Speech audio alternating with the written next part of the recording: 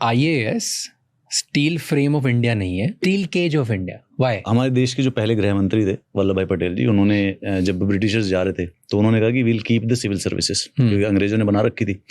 तो उन्होंने कहा कि this is the steel frame of India, ये मुझे इसलिए चाहिए।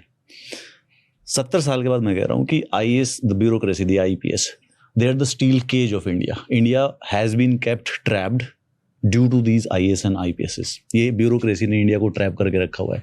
इंडिया जो वो सोने की चिड़िया थी, वो जो सोने की चिड़िया वापस उड़ नहीं पाई। क्यों?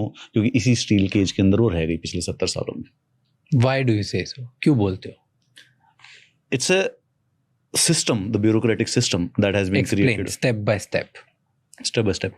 देखियो, अंग्रेज जो थे जब हमारे देश में राज कर रहे थे तो उनको रिसोर्सेज को एक्सट्रैक्ट करना था और जो इंफॉर्मेशन है उसको जनता से शील्ड करना था, और तीसरा जनता को कंट्रोल करना था। ठीक है, ताकि कभी दोबारा से 1857 का रिवोल्ट ना हो सके। उनके दिमाग की उपज थी एक आईएएस और एक आईपीएस।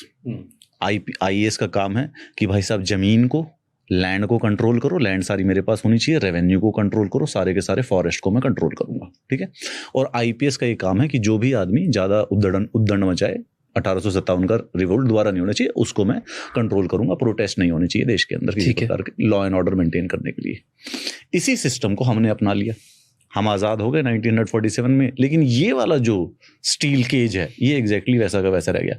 इसी केज ने तो इंडिया को स्लेव बनाया था। ब्रिटिशर्स ने एनस्लेव कर लिया इंडिया को।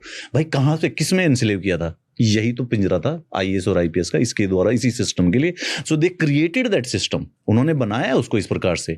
वो जो लीगल सिस्टम इंडिया का जो है और वो जो आईएएस और आईपीएस की जो ब्यूरोक्रेसी है, उसी को तो एनस्लेवमेंट